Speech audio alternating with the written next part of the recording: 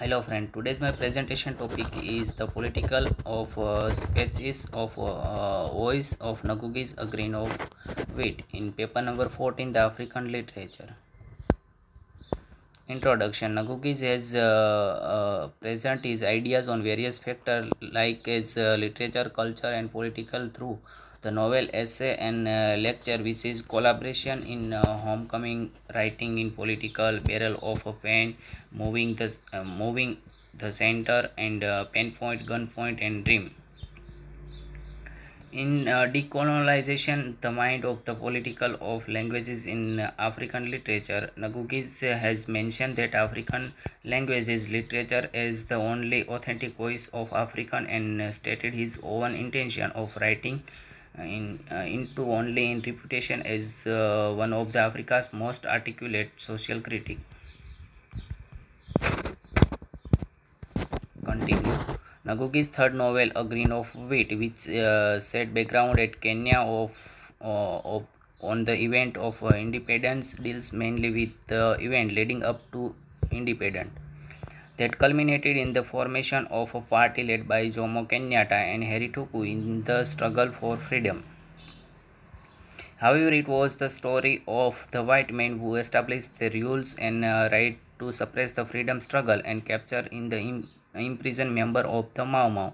They put them in detention camp where they doing cruelly like physically or mentally torture for handle to revolt against the colonial government or British government. John Thompson, the white administrative secretly write in his diary, no government can tolerate anarchy, no civilization can be built on this voice and savagery.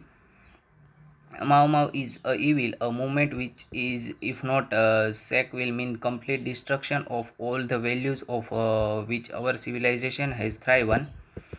Let us discuss about the novel A Grain of Wheat and try to notice that what extend into the culture of African experience predominant are depicted in it. Social circumstances. Here in the novel, Nagugis try to put social circumstances through his character of the novel, especially put into the background of Mau Mau refusal to accept a movement against pioneer government which this figure live their lives. He shows the causes of the refusal to accept and he give very much at pains. For example, in the novel, one of the character torture through the speeches and action who use as the freedom fighter and make his read to know the geniusness of struggle. The novelist mainly wants to examine that frailty of human being which was revealed through the state of mind of, of the character who the producer of the violence of the independence struggle. We try to the British. In the novel, there were four central characters who are the Mugo, Gikonyo, Mumbi, and Karanja. They are dominate by their lives through remembrance of Kihika, who was betrayed to the British by one of the villagers and was hanged. Nagukis has skill of make every moment into current time, and he used flashback technique and narrative technique. He adopted in conformity with T.S. Eliot's seminal critical essay traditional and the individual talent show that he stripped away from the layer of their live, and each character at the end of the novel also stand fully revealed. Out of the recollection of these people, we come to know Kihika and understand the motive which made him a forest fighter. Revolution is betray. Uruhu Day celebration is the Solomon Day for the people of Thamba in South Africa. A hero play role as surveys found wanting. Through him, the revolution was betrayed. Genre are also survey the causes and achievement of the independent movement. We find that the revolution has been betrayed. As we know that human beings sometimes allows themselves to become content with the state quo by going along with the undemanding or less stressful. This seems to have been the case among many of Kikuyu people during the Mau Mau revolt, as alluded to by Ngugi wa Thiong'o in this fictional narrative. In A Grain of Wheat, one of the women, for instance, tried to talk Kihika out of revolting against the British. Mau Mau Oath and Identity. In the novel, one of the character Gikonyo's confession, the Mau Mau Oath is an act of a betrayal at the end. Betrayal. Gikonyo was impacted by his desire to join his Mumbai, who described as pure and incorruptible reality in the world of changing shadow. Her purity crashed by him. Gikonyo returned home only to be disillusioned. Mumbai's become mother of one child by Karanja during his absence. Karanja admitted his oath as betrayed by his friend's wife. It extremely painful to Gikonyo. He says there is nothing so 132 painful and is finding that a friend or man you always trust he has betrayed you. Gikonyo found his identity and fulfillment through his involvement in love with Mumbai. He shifted the identity of purity to Mungo Mugo without realizing that Mungo is not an angel. According to him, Mungo's purity, Mumbi's unfaithfulness, everything has conspired to undermine his manhood. But the fact is that none is pure in the world of adulterate relationships as delineated in the novel A Grain of Wheat.